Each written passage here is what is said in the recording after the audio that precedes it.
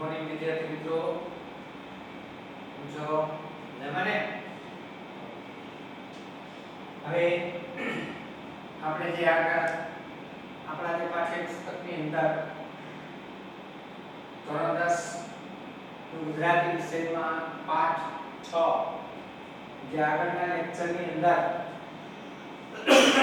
આપણે જે જોયું વાયરલ ઇન્ફેક્શન વિશે થોડી માહિતી. વાયરલ ઇન્ફેક્શન, એના લેખક, ગુણવત્તા, સાહિત્ય પ્રકાર, નિબંધ, સંગ્રહ જે આપણે જોઈએ મરો ત્યાં સુધી જીવો, આના વિશેની આપણે વાત પરિચય જે પ્રાપ્ત કર્યો હતો આગળના લેક્ચરની અંદર. શીર્ષક વિશેની માહિતી પણ આપણે પ્રાપ્ત કરેલી હતી. ત્યાર પછીના અમુક ડોક્ટરો વિશે ભણેલા લોકો, અભણ લોકો, એના વિશેનો તફાવત જોયો. ત્યાર પછી આપણે ડોક્ટર પાસે ક્યારે જવું જોઈએ એના વિશેનો ખ્યાલ. આપણે ઘણી વખત ડોક્ટરને મળવા જવું છે, એમના પણ જઈ શકીએ, એની પાસે સલાહ સૂચન લઈ શકીએ, એ પ્રશ્ન વિશેની પણ આપણે વાતો કરેલી. ત્યાર પછીની જો હું તમને વાત કરું કે છેલ્લે આપણે ટેક્સ્ટની અંદર ડોક્ટર જેમ કહી શકાય કે રોગની જાળવણી માટે છે કે આરોગ્ય, આના વિશેની આપણે વાત કરી ગયા. અત્યારની હાલની સ્થિતિની જે આપણે વાત કરીએ છીએ કે ડોક્ટર જે છે કે ડોક્ટર રોગની જાળવણી માટે અત્યારે દેખરેખ રાખે છે. હકીકતમાં ડોક્ટરનું કામ આરોગ્યની જાળવણી રાખવાનું અને રખાવવાનું કામ ડોક્ટરનું છે. એના બદલાની અંદર રોગની જાળવણી કરે છે, જેના કારણે પોતાની ઇન્કમ, આવક કોઈ હોય વિદ્યાર્થી મિત્રો, ડોક્ટર જો હોય તો માફ કરજો, અત્યારની જે સ્થિતિ જે છે એની આપણે વાત કરીએ જનરલ, એમાં તમે કે હું બદલાવ નહીં, પણ હા ચોક્કસપણે તમે ને હું એને બદલાવ લાવી શકશું જ્યારે આરોગ્ય પ્રત્યેની કાળજી રાખવા માટે તમે અને હું આપણે તનતોડ મહેનત કરશું તો જ આપણે આરોગ્યને સારું રાખી શકશું. એના માટે શું કરો, આરોગ્યને સારું રાખશું તો રોગનો પ્રશ્ન રહેશે નહીં. હવે દર્દી જેમ કહી શકાય કે રોગી જે કોઈ છે ડોક્ટર પાસે જે જાય છે અને ડોક્ટર એને સલાહ સૂચન આપે છે, દવાઓ આપે છે અને જેના કારણે એના રોગનું એ નિદાન કરે છે. એ પણ એક પ્રકારનું જેમ કહી શકાય આરોગ્યની કાળજી લીધી. પણ સૌથી પહેલા ડોક્ટરે જેમ કહી શકાય કે વ્યક્તિને આરોગ્ય વિશેની વાત કરી, એને આરોગ્યની સલાહ સૂચન, આરોગ્યની જાળવણી કઈ રીતે રાખી શકાય. પણ એક ડોક્ટરો સલાહ આપે છે, અન્ય લોકો સલાહ આપે છે, પણ તમે ને હું આપણે એને અનુકરણ. અત્યારે સામાન્ય જેમ કે કોરોનાની મહામારી છે તો ગમે તે તમે બહાર ગયા હોય, બહાર જાવ એટલે હાથની અંદર સેનેટાઈઝર કરો, બહારથી અંદર આવો, હાથ જેમ કે શકાય કે તમારે હાથ સાફ કરવા કોઈ લિક્વિડ છે, સાબુ છે, એનાથી જેના ઘરની અંદર તો હાથ સાફ કરવા કપડા જેમ કે શકાય કે કપડાની અંદર પણ લાગે છે, કપડાને પણ કાઢને. આ જે વસ્તુ આપણા સમક્ષ જે છે એ લોકો સલાહ આપે છે આપણે, તો તમે મુજબ કરો. દિવસની અંદર જેટલી વાર બહાર જાવ એટલી વાર તમારા હાથ ધોવાના છે, એટલું મેં કીધું છે તો તમને પણ આળસ થાય છે. એટલે આરોગ્યમાં તમે હું પણ ડોક્ટર કરતા આપણે બે ટકા જાજા છે. ડોક્ટર તમે જોજો કોઈ પણ પેશન્ટને હાથ અડાડશે તો તરત પોતાને પાણીથી સાબુથી હાથ સાફ કરી નાખશે. શું કામ? કીટાણુ. તો આ જ વસ્તુ આપણે જે ડોક્ટર છે તો મિત્રો જોઈએ છીએ. તો તમારા ટેક્સ્ટ તમે ખોલ્યું, ટેક્સ્ટની અંદર પેજ નંબર આપણે જેમ કહી શકાય કે 44 ઉપર જે પાઠ્યપુસ્તક ના છેલ્લો આપણો પ્રશ્ન હતો. આ પ્રશ્ન ડોક્ટરની કમાણી ઉપર સીધો પ્રહાર કરે છે કે ભાઈ ડોક્ટરની કમાણી થાય એટલા માટે એ સલાહ સૂચન નથી આપતું. બીજી વાત કરીએ કે ઓપીડીઓમાં કીડિયાઓ ઉભરાય એ તો સભ્ય ગણાતા સમાજની શરમ. અનાથ આશ્રમમાં બાળકોની અને ઘરડા ઘરમાં વૃદ્ધોની સંખ્યા વધે એ કાંઈ તંદુરસ્ત સમાજની નિશાની નથી.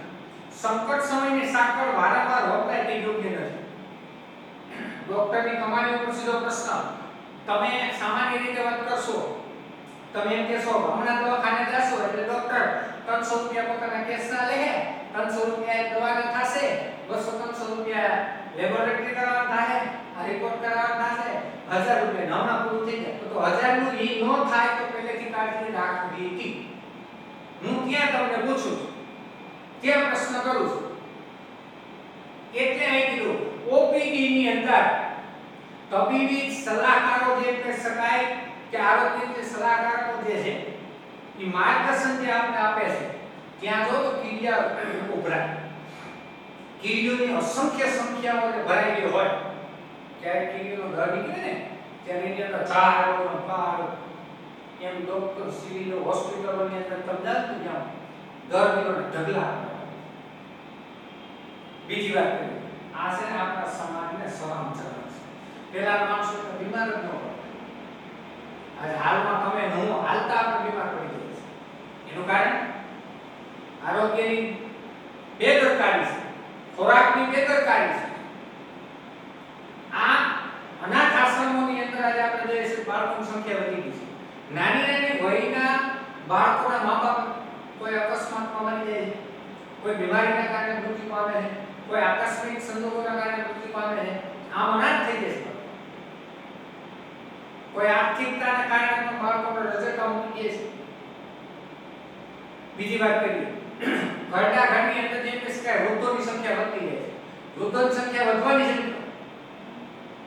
કારણ કે પહેલા માણસ 85 વર્ષ 75 વર્ષ 80 વર્ષ થાય તે ઘરડો થતો. અત્યારે ઈ લેવલની અંદર તમે જુઓ તો 55 આપણે ઘરડા થઈ જાય, 60 આપણે ઘરડા થઈ જાય. અત્યારે આ વસ્તુ છે. વૃદ્ધોની સંખ્યા છે ને વધે, અનાથ આશ્રમની અંદર બાળકોની સંખ્યા વધે. તો તમારે આપણે એમ કહી શકાય તંદુરસ્ત સમાજની નિશાની નથી. આજે હું તમને એક પ્રશ્ન કરું છું મિત્રો, આજ ઘણા બધા એમ કહેતા હોય કે અમારું કામ કેટલું હોય છે. હું તમને એક વાત ઉપરથી આપણે સમજાવું છું. આવું દરેક ક્ષેત્રની અંદર આવી ગયું છે. પહેલાની સ્ત્રીઓ છે, પહેલાની સ્ત્રીઓ ઘણા વર્ષો પહેલા એ પાણી ભરવા માટે ક્યાં જતી? દૂર દૂર નદીના કાંઠે જતી. ગામની બહાર જેમ કે શકાય નદી તળાવ આવેલા હોય ત્યાં પાણી ભરવા જાય, અને ત્યાં જેમ કે શકાય પાણી એક એમ કે માથે ગાગર લીધેલી ગોરી હોય, એના ઉપર હાંડો હોય, બબે તો એ રીતના હોય, કમરની અંદર એકાદ બે હોય. હવે ઈ ત્યાંથી ને લઈને ઘર સુધી પાણી પહોંચે. હવે તમે જ મને કહો કે ઈ લોકો જે પરિશ્રમ કરતા તો ઈ તંદુરસ્ત હતા. હવે એમાંથી ને સુધારો આવ્યો એટલે ગામના પાદરે કૂવો ખોદવા પડ્યો, જેથી કરીને સ્ત્રીઓને હળવું થઈ જાય પાણી. ઈ ત્યાંથી ને પાણી ભરીને ઘરે પહોંચાડે. હવે એમાંય પરિશ્રમ હટાવી અને ગામનું પાદર બસ સ્ટેન્ડ હોય ત્યાં ઓલા નળ કનેક્શન ગોઠવી દીધા હતા. પટ્ટીને ઉભરાય અને નીચે વારા લાઈનમાં ઉભા 5-6 નળ નાખેલા, ત્યાં નળ ચાલુ કરો એટલે પાણી આવી જાય. ઓલું કૂવાની અંદર સીધી આ પાણી અને પછી ઘરે આવે. હવે એમાંય સુધારો આવ્યો. એ ગામના પાદર બસ સ્ટેન્ડ ગોઠવેલા નળ હતા એ ઘરના આંગણામાં સરકાર હતી, ફળિયાની અંદર પાણી આવતું. હવે ફળિયાની અંદર પાણી લઈ સીધું આપણે ગોળાની અંદર નાખ. હવે એમાંય સુધારો આવી. હવે સીધા ડાયરેક્ટ રસોડામાં, ડાયરેક્ટ રસોડાની અંદર નળ ગોઠવાય કે ત્યાં ગેંડી પાસે આપણે ભરી લઈશું. હવે ગેંડી પાસેથી ભલે. હવે એમાંય સુધારો આવી ગયો છે. હજી હું તમને કહું છું એમાંય સુધારો આવી ગયો. ફિલ્ટર પ્લાન્ટ ગોઠવાઈ ગયા છે અને સીધું ગોળાની અંદર પાણી જાય છે. હવે તમે જ મને કહો કે પહેલાનું કામ ને અત્યારનું કામ વૈદુક ગયું. આ એક પ્રશ્ન છે મિત્રો આપણા સમક્ષ. પહેલાના લોકો જે પરિશ્રમ કરતા એ તંદુરસ્ત હતા, અને સંકટ સમયે જે સાંકળ ખેંચવાના રેલવેની અંદર ગયા હોય અને બ્રેક ફેલ થાય તો અચાનક બધું થાય એટલે સંકટ સમયે સાંકળ ખેંચી ગયું. તો પહેલેથી જ એને કાળજી એના પ્રત્યે રાખી હતી તો આ સંકટ સમયે સાંકળ વાપરવા જરૂર ન. બીજી વાત, ડોક્ટરને તાવની ફરિયાદ કરનારા દર્દીઓને કારણે આજકાલ બે શબ્દ અચૂક પડે છે: વાયરલ ઇન્ફેક્શન. વાયરલ ઇન્ફેક્શન એટલે મોકલનારના સરનામા વગરનું વીપી પાર્સલ ડોક્ટરને કંઈ જ ન સમજાય ત્યારે આ બે શબ્દો એની મદદે આવે છે. ડોક્ટરોને એમાં કોઈ જ વાત નથી. હવે ડોક્ટરને તાવની ફરિયાદ કરવા જઈએ આપણે, એટલે આપણે જઈએ એટલે શું કહીએ ડોક્ટર? અત્યારે ઇન્ફેક્શન છે, વાયરસ વાયરલ ઇન્ફેક્શન, અતિ સૂક્ષ્મ જીવાણુનો ચેપ તમને લાગે છે, કાઈ ન હોય. વીપી પાર્સલ એટલે કોઈ પત્ર હોય, કોઈ પુસ્તક હોય, કોઈ વર્તમાન પત્રોની જે નોંધ, આ બધાની નોંધ કરી અને એને મોકલવામાં આવે એને વીપી પાર્સલ. ડોક્ટરને કાઈ ન હોય ને તે આ બે શબ્દ સમજાવે, વાયરલ ઇન્ફેક્શન. આમાં ડોક્ટરનો એ વાત નથી. ડોક્ટર શું કે અત્યારે કોરોના મહામારી આવે તો ચેપની અંદર આવે કે ડોક્ટર શું કે કોરોના પોઝિટિવ થઈ ગયો, એમાં એનો વાત છે. આપણો જે દેશમાં જાહેર આરોગ્ય આટલું પાંગળું હોય ત્યાં ઢગલાબંધ વસ્તીમાં જથ્થાબંધ મહામારી હોવાની, જ્યાં ઇન્સાન અને ઉકળો ઓળખે મળી સમજીને રહેતા હોય ત્યાં હોસ્પિટલો પણ ગંદી હોય. સ્વચ્છ હોસ્પિટલો વધારે પડતી મોંઘી હોય છે. સ્વચ્છ હોસ્પિટલમાં લીલા પાટિયા પર સુંદર લખાણ હોય છે, જે થોડે દિવસે બદલાતું હોય. હવે આ દેશની અંદર હું તમને એમ તો આરોગ્ય એટલું બધું પાંગળું એટલે અશક્ત કહેવાય છે. જ્યાં ઢગલાબંધ એટલે પુષ્કળ પ્રમાણમાં, અને પુષ્કળ પ્રમાણમાં વસ્તી હોય અને ઈ પુષ્કળ પ્રમાણમાં જથ્થાબંધ જેમ કહી શકાય, એક સામટા જેમ કહેવાય મહામારી. જાજેલજો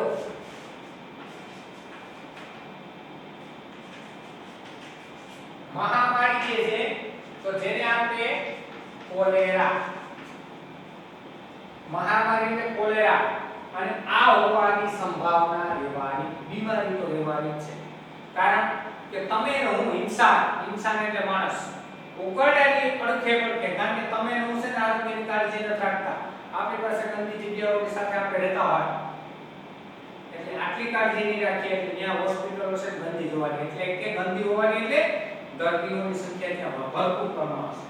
હોસ્પિટલો વધારે પડતી મોંઘી હોય છે, અને આવી હોસ્પિટલો જેટલી મોંઘી, સ્વચ્છ જેમ કે લીલા પાટિયા પર સુંદર લખાણો ઉતરેલું હોવું જોઈએ, અને એ થોડા દિવસો બદલાવું જોઈએ. ત્યાં કંઈક બદલાવ આવવો જોઈએ, સંખ્યા ઘટવી જોઈએ, એક એટલે વધે છે. ભારતની પ્રજામાં ગંદકી પ્રત્યે જે સુખ હોય જોઈએ તે જાજી જોવા નથી મળતું. ગંદકી આપણને બહુ ખલેલ નથી પહોંચાડતી. ગંદકીનો અસ્વીકાર દુનિયામાં ક્યાંય જોવા નહીં મળે. ગંદકીથી ભારે ખલેલ પામનાર ભારતના સૌપ્રથમ સાધુ સ્વામી વિવેકાનંદ. હવે આપણી ભારતની પ્રજાને ગંદકી કોને કહેવાય એ જ ખબર નથી. આ ગંદકીની સુંગ જો એને જાજી આવતી જ ન હોય એને ખબર જ નથી પડતી. ચાલી જ્યાં ત્યાં કચરા ફેંકીએ, જ્યાં ત્યાં થોડા ફેંકીએ છીએ, આ બધું ગંદકી છે. અને એ જે ગંદકી છે ને આપણે ખાલી નથી પહોંચાડે પણ એ બીમારી આવે. અને ગંદકીનો આવો જેમ કહી શકાય સ્વીકાર કરતા દુનિયાની અંદર ક્યાંય જોવાનું. તમે ઇંગ્લેન્ડમાં જાઓ, ત્યાં કોઈ રસ્તા ઉપર થૂકે ને તો કોઈ પાછળ આવનારો અથવા આગળ જતો હોય ને એને ખબર પડે ને એટલે તરત કહી દે કે આ ફલાણ પર ચિંતા. અને આપણે તો ભારતની પ્રજા જેમ કે શકાય લાગણી છે.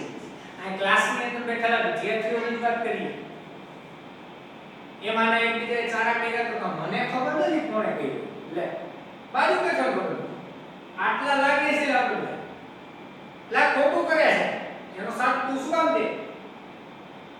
એટલે કહેવાનો મતલબ મારો કે આ દુનિયાની અંદર ક્યાંય જતું નથી જે આપણી અંદર છે.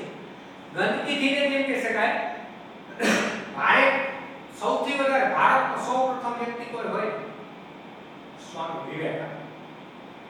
કારણ કે યુવા અવસ્થાની અંદર જેમ કહી શકાય આવો એક માય કાઇન્ડ પ્રજા ભારતની જેમ કહી શકાય માય કાઇન્ડ ની પ્રજા. બીજી વાત કરીએ એને શું જોવાનું તો કે ગરીબી અને ગંદકી વચ્ચે બહેનપણાના કારણે આપણી હોસ્પિટલોમાં ઢગલાબંધ દર્દીઓ ભણતા રહે છે. ફેર ઉપનિષદ ગીતાના વારસા અને વૈભવ અને ગૌરવ લેનારી આપણી પ્રજાનો બહુ મોટો વર્ગ અભણ છે. હવે ગરીબી અને ગંદકી આ બે પાકી બેનપણી છે. તમે ઝૂંપડપટ્ટીમાં જાઓ તો ત્યાં ગંદકી જે છે અને આ બે પાકા બેનપણી જેમ કે છે. હોસ્પિટલો એટલે બધી ઢગલાબંધ જેમ કે દર્દીઓ જેમ માખીઓ બનતી હોય ને દર્દીઓ ત્યાં બનતી. અમુક હોસ્પિટલમાં જાવ તો વારોમાં આટલી બેદરકારી, આટલું આપણું આરોગ્ય અસર છે. પછી બીજી વાત કરીએ વેદ, ઉપનિષદ, ગીતા આ વારસામાં આપણે મળેલા છે, આપણી સમૃદ્ધિ. તમને મને ખબર નથી વેદની અંદર શું છે. વેદ આપણા ચાર વેદ જે છે ઋગ્વેદ, યજુર્વેદ, સામવેદ, અથર્વવેદ, જેની અંદર સમગ્ર વસ્તુ એની અંદર આવી જાય છે. સામાજિક વ્યવહાર આવી જાય, નીતિ આવી જાય છે, વૈજ્ઞાનિક આવી જાય છે, રાજકારણ આવી જાય છે, જીવન જીવવાની કળાઓ આવી જાય છે. આ ચાર વેદની અંદર. પછી ઉપનિષદ જેમ કે વેદો છે એ આપણા આર્યો જેમ કે શકાય પ્રાચીન પુસ્તકો જેમ બનાવના આર્યો. બીજી વાત કરીએ ઉપનિષદ કે વેદના જેમ કહી શકાય કે ગુઢ રહસ્યો છે. આ ગુઢ રહસ્ય એટલે બ્રહ્મ પ્રાપ્તિ. આ બ્રહ્મ પ્રાપ્તિ સત્ય સાચું કહેવાય. અને સાચી જેમ કે શકાય અર્થો ત્યાં સ્પષ્ટ થયેલા સાચું એને કહે છે. આ ઉપનિષદ છે. પછી ગીતા. ગીતા એટલે આપણે શ્રીમદ ભગવદ ગીતા છે. એટલે કુરુક્ષેત્રના મેદાનની અંદર કૃષ્ણએ અર્જુનને આ જ્ઞાન જે આપેલું છે 18 અધ્યાયોની અંદર એ જે જ્ઞાન જે પ્રાપ્ત થયેલું છે એ સાચું જ્ઞાન કોને કહેવાય, સાચું જીવન કોને કહી શકાય. આપણા વારસામાં મળેલું છે. આપણા પૂર્વજો જે મૂકી ગયા વેદ જેમ કહેવાય કે આપણે કોઈને ખબર નથી. આપણા જ વેદની અંદર વિજ્ઞાન પડ્યું હતું. જોજે હકીકતની વાત કરું, ભારતના જેમ કે શકાય કે એ વેદ લાઇબ્રેરીની અંદર પોટલા વાળે મૂકી દીધા અને બહારના લોકો આવ્યા અને એ પોટલા જોયા. પોટલા જોયા એટલે આ પોટલાની અંદર કંઈક છે, એમાં પાછું સંસ્કૃત લખેલું. એટલે એ લોકો હે ને એ લઈ ગયા એ વેદો અને પછી ન્યાયની પેલા એ લોકો સંસ્કૃત શીખ્યા અને સંસ્કૃત શીખીને એને જોયું તો એને ખબર પડી કે આમાં તો વિજ્ઞાન છે અને એ લોકો આગળ વધ્યા. પછી આપણા ભારતવાળાને પૂછ્યું કે આ ક્યાંથી તમે શીખ્યા? તો ઈ તો તમારા પોટલા વાળા પુસ્તક હતા ને એમાંથી અમે વિજ્ઞાન શીખ્યું. આટલા આપણે પાછળ આટલી વસ્તુ જે પડેલી છે તેમ છતાં આપણે ઓળખતા નથી. આપણી પ્રજા જેમ કે શકાય મોટા ભાગના લોકો છે જેમ કહેવાય કે અભણ આપણે છે. બીજી વાત, આપણે જે રોગ નિયમ છે અને આરોગ્ય અપવાદ છે. સભ્ય સમાજમાં સૌ એથી ઉલટી પરિસ્થિતિ હોવી જોઈએ. ગાંધીજી માનવીને લગભગ અપરાધ ગણતા અને પોતાની માનવીને તો આધ્યાત્મિક ભૂલ તરીકે જોતા. આપણે તે રોગ નિયમ, નિયમ એટલે ધારો કહેવાય છે.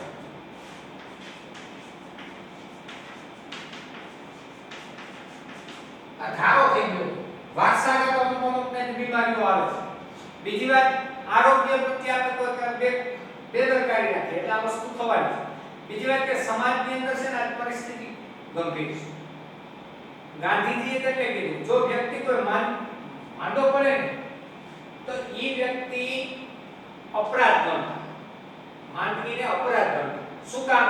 તો પોતાની માંદગી છે ને એ આધ્યાત્મિક, આધ્યાત્મિક એટલે જીવને જીવાત્મા લગતી, આધ્યાત્મિક એટલે જીવાત્માને લગતી ખામી. જીવાત્માને લગતી ખામી છે આધ્યાત્મિક. આ ભૂલ કહેવાય. આપણે બીમાર પડીએ આવું ગાંધીજી છે. અને હકીકતમાં તમે વારે કોઈ પણ વસ્તુ ખાઈ જાય એટલે બીમાર પડી જવાના છે અને બીમાર ના પડવા જોઈએ એનું કારણ આપણે દર્શાવ. આપણે ધ્યાન રાખવાનું. બીજા વ્યસનો વિશે તમાકુના ગુટખાખાનાને સફરજન મોંઘું પડે છે. સિગરેટના ધુમાડા કાઢનાને ખજૂર, અંજીર, આલુ કે કાજુ મોંઘા પડે છે. નાસ્તામાં તળેલી વાનગી જ હોય, ફળ હોય જ નથી. લગ્નના રિસેપ્શન પાર્ટીમાં આપનારે યજમાનો પ્રેમાળીલાનું જમવા આવેલા ન નાગરિકના પેટની હાલત બગાડવાનો હોય એવો વહેમ પડે તેવી સ્થિતિ છે. આજે જોઈએ આપણે તમાકુ, સિગારેટ, ગુટખા, પાન, માવા, મસાલા બધું. હવે આવા બધાને આના 400 રૂપિયા, 500 રૂપિયા, 700 રૂપિયા, 1000 રૂપિયા હોય તો પણ ન્યા ભાવ નહીં પૂછે, એમને લઈ લેશે. હા, આની ફ્રૂટની લારી, ફ્રૂટની દુકાને જઈશું અને ત્યાંથી પૂછું કે સફરજનનો શું ભાવ છે તો એમ કહેશે કે 250 રૂપિયા. ઓહો, ઘણા મોંઘા. એમને લીધા બરાબર. એને ત્યાં મોંઘા પડે છે. સિગરેટના ધુમાડા કાઢનાર કે જે એક પાકેટના 200 રૂપિયા 150 રૂપિયા હશે એટલે અંજીર છે કાજુ છે આ બધું મોંઘું પડે છે. પછી સવારની અંદર નાસ્તામાં તળેલી વાનગીઓ જેમ કે શકાય, સવારમાં નાસ્તામાં અમુકને પરોઠા તળાતા હોય, પૂરીઓ તળાતી હોય, આવું ખાતા. તળેલી વસ્તુ બને ત્યાં સુધી ઓછી કે જીવનની અંદર નુકસાન ન. ફળ તો કોઈ દિવસ આપણે ખાતા જ નહીં. સવારમાં કોઈ દિવસ ફળ નહીં લીધું. પછી લગ્નની અંદર રિસેપ્શનિસ્ટ પાર્ટી જે ગોઠવવામાં આવે છે, આપણે બધાને જમણવારનું આમંત્રણ, એનો પ્રેમાળ ઈરાદો હોય છે મિત્રો. સારી જ વાત છે કે જમણ, પણ ઈ કેટલાય નર નારીઓના પેટને જેમ કે શકાય બતાવે, કેટલાય પ્રકારના ખાવાના બનાવેલા હોય, કેટલાય પ્રકારના સૂપ, કેટલી પ્રકારની વાનગીઓ, કેટલાય પ્રકારના શાક. તમે વિચાર કરી મને કહો કે આ છે પેટની અંદર આપણે જઈએ પંજાબી શાક અને ખાતા હોય, એક વખત ટ્રાય કરી લેજો, તમે પંજાબી શાક ખાઓ અને પેટની અંદર કેટલું ડમડમ ખાય, અને એક વખત સાદું ઘરે રીંગણા બટેકાનું શાક બનાવીને ખાધું, એમાં કેટલું ડમડમ. પાચન શક્તિની અંદર તમને ફરક પડી જશે એક વખત પ્રયત્ન કર્યો. લોકો બસ ખાધે રાખે છે, પીધે રાખે છે અને જીવે રાખે. માનવીને ખાટલે ઘણું ખરું તો વેઠવાઈ ચૂકેલું જીવન પડેલું હોય છે. ખાંસી વારંવાર આવે તો કફ છૂટો નથી પડતો, પરંતુ સમજણ સુધી પડી જાય છે. રોગના મૂળમાં સમજણ સાથેના છૂટાછેડા રહેલા છે, જે પોતાના શરીરને ન સમજે તે વળી બીજાને શું સમજે. મિત્રો એક વસ્તુમાં જે વાત કરી છે કે લોકો બસ આપણે ખાધે રાખીએ છીએ, પીધે રાખીએ, બસ જીવા ખાતર જીવીએ છીએ. આ વસ્તુ આપણે જીવી. પછી બીજી વાત કે આજે આપણે માંદગીના ખાટલા ઘણું બધું જીવન 20 વર્ષ સુધી 25 વર્ષ સુધી એમ કહેવાય કે ખાટલા ચાલતા 15 વર્ષથી ખાટલા પડ્યા બાપા પડ્યા જ હોય. એનું કારણ હવે તમે જે 20-25 વર્ષ તમે કમાવો ચડો અને 60-55 પડી જાય, અડધી જિંદગી તમારે આમ ન બેઠી, અડધી જ તમારે આ જિંદગી જે વારંવાર જેમ કે ભેળખા જેમ કફ છૂટો પડે, કોઈ પણ વૃદ્ધ વ્યક્તિને જેમ કહે કે કફ ફસાઈ ગયો હોય ને, જ્યાં સુધી નીચે ન ઉતરે અથવા બહાર ન નીકળે ત્યાં સુધી એને સાંત્વનાને આત્મા ન થાય, ત્યાં સુધી વારંવાર ખાસ એવા અને એ છૂટો પડે ને પછી એને અનુભવ. એટલે સમજણ સુધી પડી ગઈ. આપણા જીવનમાં સમજણ ચાલી ગઈ એટલે આપણું જીવન સમાપ્ત. કારણ કે કોઈ પણ રોગનું મૂળ હોય ને તે સમજણને સાથે જ હોય છે, અને સમજણ ગઈ એટલે રોગ આવે. આપણે જે આ કોરોના જેમ કે શકાય બીમારી સાથે આપણે સમજણ નહીં રાખીએ કે રોગ આવશે. પોતાના જે કહેવાય કે પોતાના શરીરને જે વ્યક્તિ ન સમજ્યો હોય એ બીજાને શું સમજે. બીજી વાત, મનની સ્વચ્છતાનો શરીરની તંદુરસ્તી પર સીધો પ્રભાવ પડે. જેનું મન ભાંગી પડે તેનું શરીર પર ભાંગી પડે છે. મનની પ્રસન્નતા પાચન શક્તિને જાળવી રહેનાર છે. ઈર્ષા એસિડિટી વધારે એવો પૂરો સંભવ છે. માનસિક તાણ બ્લડ પ્રેશરને સળી કરે છે. અતિશય ચિંતા પેટના અલ્સરને ખો આપે એમ બને. હવે મનની સ્વચ્છતા, મન ઉપર જાજા રોગો છે. શરીરને તંદુરસ્ત રાખવું હોય તો મન છે પ્રફુલ્લિત હોય. અને જેટલું મન છે ને ટેન્શન ભાંગી ગયેલું આવું બધું છે ને શરીરની અંદર છે અસંખ્ય પ્રકારના રોગ થશે. ઘણા માણસો મનથી ભાંગી જાય એટલે શરીર ભાંગી જાય છે. મનની જેટલી પ્રસન્નતા છે ને એટલી પાચન શક્તિ વધશે. અને હકીકતની અંદર તમે હું આપણે બધા જાણીએ છીએ પેટની અંદરથી જ રોગ બધા ઉત્પન્ન થાય છે. જે પાચન શક્તિ જેમ કે શકાય સારી ના હોય એટલે રોગ ઉત્પન્ન થવાય. માણસના હૃદયની અંદર જેટલી ઈર્ષા હોય ને ઈર્ષા એટલે એસિડિટી વધે. એસિડિટીમાં અવનિત થાય. એ ઈર્ષા કોઈ પણ મનની અંદર ન થાય ને એટલે એ એક પ્રકારની આદત છે. માનસિક તાણ છે માણસનું બ્લડ પ્રેશરને છે ને વધારે. અતિશય જેમ કે માનસિક તાણની અંદર આવી ગયો બ્લડ પ્રેશર વધી. અતિશય ચિંતા છે ને એ પેટના બીજા અન્ય રોગને એ ચેપ લગાડે છે. એટલે કે કો આવે છે. પતિ પત્ની વચ્ચેનો સંપર્ક બંનેના સ્વાસ્થ્યને સીધી અસર પહોંચાડે છે. કેટલાક પરિવારોમાં કડકડાટ હાસ્ય મહિને એકવાર પણ સાંભળવા નથી મળતું. માણસે હસવાની એક પણ તક છોડવી ન જોઈએ. હવે પતિ પત્નીના સંબંધ એક વસ્તુ ખાસ, આજે સૌથી મોટામાં મોટો કોઈ પ્રશ્ન હોય તો દાંપત્ય જીવન. ભાઈ ઘરની અંદર આવ્યા નથી, બેને જેમ કહેવાય કે ખાલી વાળા મંદિરની અંદર જે વાગતી હોય ઝાલર એમ આવતા જીભ વગાડવા. આ પણ એક પ્રકારનું જો કોઈ પણ ઘરની અંદર પતિ હોય કે પત્ની એકબીજાને સમજવાનો પ્રયત્ન કરો. અને આ જ્યાં સુધી સમજવામાં નહીં આવે ત્યાં સુધી આ વારંવાર ઝઘડા રહેશે. માન સન્માન એકબીજાને આપતા રહેશો તો ચોક્કસપણે તમારા પરિવારની અંદર એ હાસ્ય આવશે. અને હાસ્ય જેટલી વાર આવે ને ઘરની અંદર એ હસવું તો જોઈએ. આપણે ઘણી વખત રડતા હોય ત્યારે આપણું હૃદય છે ને હૃદય ભરાય એટલે આંખમાંથી આંસુ આવે. એનું કારણ હસવું. હસવાનું આવી જાય ને એટલે રડવાનું વહી જાય. એટલે માણસ છે ને એક પણ હસવાની તક, સુખની એક પણ તક છે છોડવી ન.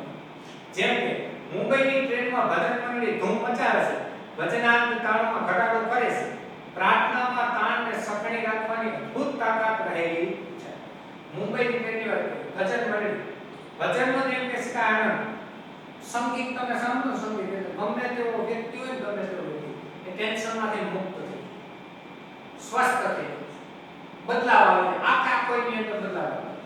એટલે એને કીધું આપણે ઘણી વખત આવીને સ્કૂલે જઈને કંટાળીને જાવ તરત ટીવી ચાલુ કરી સંગીત સાંભળીએ અથવા કોઈ જેને જેવો શોખ, કોઈ સિરિયલ જોવા માટે, કોઈ ગીત સાંભળવા માટે, કોઈ કાર્ટૂન જોવા માટે, કોઈ પિક્ચર જોવા માટે, કોઈ ગેમનું મ્યુઝિક વગાડતા હોય. આ છે એક પ્રકારનો આનંદ આપવાનું કામ. એ તાણમાં છે તમે કંટાળીને જવાય છે એટલે તાણ છે ને તાણમાં ઘટાડો. હવે પ્રાર્થના છે ને પ્રાર્થનામાં તાણને સખણી રાખવાની તાકાત. તમે જે સ્કૂલે આવો પ્રાર્થના બોલો ને આખું શરીર તમારું સ્વસ્થ થઈ જાય. તાણમાં છે ને ઘટાડો. એની અંદર એટલી તાકાત રહે. ઓમનો નાદ આપણા પૂર્વજો કહી ગયા છે જેટલો ઓમકારનો નાદ તમે કરશો એટલો જ તમે નિરોગી રહેશો. ઓમકારને આવેલું છે એટલે ખબર કે ઓમ બોલવાથી શું થાય છે, કેવા રોગો ઘટે છે. બીજી વાત, રામે તાડકા નામની ભયંકર રાક્ષસનીનો વધ કરેલો. આપણે તાણ નામની માસા ઉપરની ચુડેલનો નાશ કરવાનો છે. હવે રામે તાડકા નામની જેમ કહી કે જે ભયંકર રાક્ષસની એનો વધ. આપણે તાણ વગરનું ઈ તાડકા અને આપણે તાણ વગરનું તાણ તણાવ જે કહીએ છીએ તો એનો આપણે નાશ કરવાનો. ઈ પણ એક પ્રકારનું ચુડેલ છે, માસાઓનો પીઠનો ચુડેલ એટલે એક પ્રકારની રાક્ષસ. બીજી વાત, દશેરાના દિવસે રાવણ વધ કરવાની જરૂર નથી, પરંતુ આપણા અહંકારનો વધ કરવાનો. અહંકાર એક એવો રોગ છે જે અસંખ્ય પરિવારોને પજવે છે અને પ્રજાળે છે. સરળ વ્યક્તિનું સ્વાસ્થ્ય સારું રહે એવી શક્યતા પ્રમાણમાં વધારે રહે છે. દશેરાના દિવસે આપણે રાવણનો વધ કરવાનો. રાવણની અંદર ભરપૂર પ્રમાણમાં અહંકાર હતો. આ અહંકારને નાશ કરવાની વાત આપણી અંદર પડે. મેં તમને પહેલા જ કીધું કે અહંકાર છે ને એક પ્રકારનો ચેપ છે કે જે તમારા મારી અંદર આવી ગયો તમને મને ખબર નથી. જેમ કોરોના આપણે અંદર આવી ગઈ તમને મને નથી ખબર હતી, પછી ખબર પડે લેબોરેટરી કરાવી છે એ ક્યાંક આપણે મુકાયેલા હોય ને નહીં ખબર પડે. એટલે આ ઇતિહાસ છે કે આપણે દશેરાના દિવસે રાવણનો વધ કરવાની જરૂર નથી, પણ અહંકારનો નાશ કરવાનો. કારણ કે અહંકાર એક પ્રકારનો એવો રોગ છે ઘણા બધા પરિવારો હટ આવી જાય ને વટે ચડી જાય ને. વટ એટલે એક પ્રકારનો અહંકાર. ઘરની અંદર વટથીને નાય આમ જ થવું ન બોલો, આમ ન કરો, તેમ ન કરો. ઘણા બધા વ્યક્તિઓ છે ને હેરાન પરેશાન થઈ પરિવારો નષ્ટ થઈ જાય છે અહંકારના કારણે. જેમ રાવણ જેમ કહી શકાય પોતાના અહંકારના કારણે સંપૂર્ણ રાક્ષસ જાતિનો વિનાશ કર્યો. હવે એનો વિચાર બીજો હતો, પણ સરળ વ્યક્તિનું સ્વાસ્થ્ય જેમ કે શકાય સારું ક્યારે રહેશે એવી શક્યતા જે પ્રમાણમાં વધારે રહે એના માટે આપણે પ્રયત્ન કરવાનો. બીજી વાત, જે વ્યક્તિ દાવ પેચ રમે અને છાળ કપટમાં રાચે તેનું શરીર પણ સાવ નિરોગી ન રહેશે. હવે જે વ્યક્તિ દાવ પેચ જાય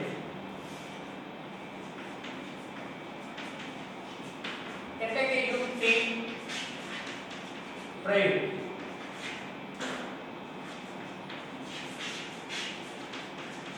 યુક્તિ પ્રયુક્તિ કહેવાય. યુક્તિ પ્રયુક્તિ એવું કરતા એમ દાવ કે આને પછાડવું કેમ, આને કેમ આમ કરો, આને કેમ કરો, આ છલ કપટ કરતા.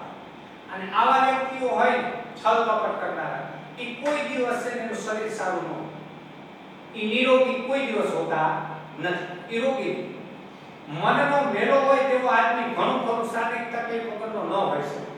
હવે મન મેળા તન ઉતેડા એથી કપટી કાગા ભલ એ કેવો છે મનના મેળા માણસો જે કોઈ છે ને એ કોઈ માણસ સ્વસ્થ હોતો નથી. હોય છે. મનની અંદર કોઈ દિવસ રોષ નહીં આવે, ધ્યાન રાખવું જોઈએ. શારીરિક તકલીફો થશે. બીજી વાત, અસ્વસ્થ અને અસ્વસ્થ મન નશા તરફ જલ્દી વળે છે. સિગરેટનો ધુમાડો મનની બેચેનીનું જ વાયુ સ્વરૂપ ગણાય છે. હવે અસ્વસ્થ અને અસ્વસ્થ, આપણે સ્વસ્થ જેમ કે શકાય સ્વચ્છ નથી, અને ક્યારેક અસ્થિરતા આપણી અંદર આવી જાય. પછી ઘણી વખત આપણે જે ચિંતાની અંદર મન ટેન્શનમાં આવી જાય, માણસો નશા કરવા માંડે છે. નશો કરવાથી જેમ કે શકાય મન આખું બેકાબુ થઈ જાય છે. ઈ કામથી ને દૂર થઈ ગયું હોય એટલે માણસ જે કઈ ચિંતા મુક્ત થઈ ગયું. એટલે નશો છે ને જલ્દી કરે. સિગારેટ જેમ કે શકાય ધુમાડો જે આપણે અંદર જે જાય છે અને બેચેની જે થતી હોય ને, જેમ વાયુના સ્વરૂપે જેમ કે ધુમાડો વયો જાય છે, એ માણસની ચિંતા છે ને એની અંદરથી વાયુના સ્વરૂપે નીકળી. પણ ક્યારેક ધૂમ્રપાન કરનારો અને શરાબ સેવન કરનારો માણસ લાંબુ જીવી જાય ત્યારે લોકો એક કૂતર્ક ચલાવે છે, જેમ જીવવું હોય તેમ જીવો. ફલાણા ભાઈને સિગરેટ પીવાથી શું નુકસાન થયું? એક સ્ત્રીનો ફોટો અખબારમાં છપાયો. 127 વર્ષની એ સ્ત્રી ધૂમ્રપાન કરી રહી હતી. તેણે મુલાકાતમાં જણાવ્યું કે હવે તેને સિગરેટની સંખ્યા ઘટાડી કાઢી છે. આવા દાખલા બને તેથી ધૂમ્રપાન ચાલુ રાખવું એ ઘટોપાર છે. હવે ઘણી વખત આપણે બીજા જોઈએ છે જીવન જીવતા ઘણા માણસો જે ધૂમ્રપાન કરે છે, શરાબનું સેવન કરે છે, અને એ માણસો જે 100 વર્ષ ઉપર જીવી જાય ને એટલે આપણે કૂતર્ક ખોટા વિચારો જે કે ખોટા વિચારો ચલાવે. માણસ શું કહે, જેમ જીવવું હોય તેમ જીવવું હોય. આપણે કહે ફલાણા ભાઈ આટલો દારૂ પીતા તોય 90 વર્ષ સુધી જીવે, કોઈ પણ પ્રકારનો રોગ નથી. ફલાણા ભાઈ આટલી સિગરેટ પીતા કોઈ એને ઉધરસ ન થાય, કંઈ નથી. આ એક આપણો ખોટો તર્ક છે. હકીકતની અંદર આ નુકસાનકારક છે. એક અખબારની અંદર એક સ્ત્રીનો ફોટો આવ્યો અને એની અંદર છપાયેલું કે રોજની જેમ કે શકાય કે પોતે એટલી બધી વિડિયો પીધી અને એ 127 વર્ષ સુધી જીવી, એને કંઈ જ નુકસાન નથી. પણ જાણવા મળ્યું કે એ પછી ધીમે ધીમે એની સંખ્યા ઘટાડી. ક્યારેક તો ઘટાડવું પડે. આ આપણા ખોટા તર્ક છે. ઓલા ભાઈને કાંઈ નથી તો મને નહીં, ઓલા ભાઈને કોરોનામાં કાંઈ ન થયું તો મને નહીં થાય, એ વાત ખોટી છે. આ ખોટા તર્ક છે આપણા, ગલત. બીજી વાત, પ્રત્યેક માણસને માં, બહેન, ભાભી, પિતા, મિત્ર કે પત્ની તરફથી ભરપૂર સ્નેહ મળી રહે તો કદાચ શરાબની જરૂર નહીં. હજી આપણે જે પ્રેમનો ઉપચાર તરીકે સ્વીકાર નથી. લવ થેરાપી માટે હોસ્પિટલ કે સાયකිયાટ્રિસ્ટ પાસે જવું ન. મિત્રો એક વસ્તુ સત્ય છે કે પ્રત્યેક માણસ, પહેલાના માણસો છે ને પ્રેમપૂર્વક જીવન જીવતા એટલે બીમાર નહોતો, સ્વસ્થ હતો.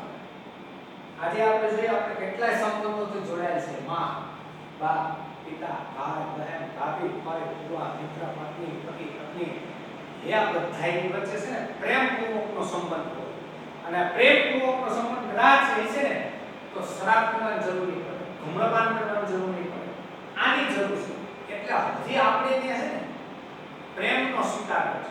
પ્રેમપૂર્વકનો ઉપચાર જે છે એ આપણી અંદર સ્વીકાર કરવામાં આવેલો નથી, જેને કહેવાય લવ થેરાપી હોસ્પિટલ.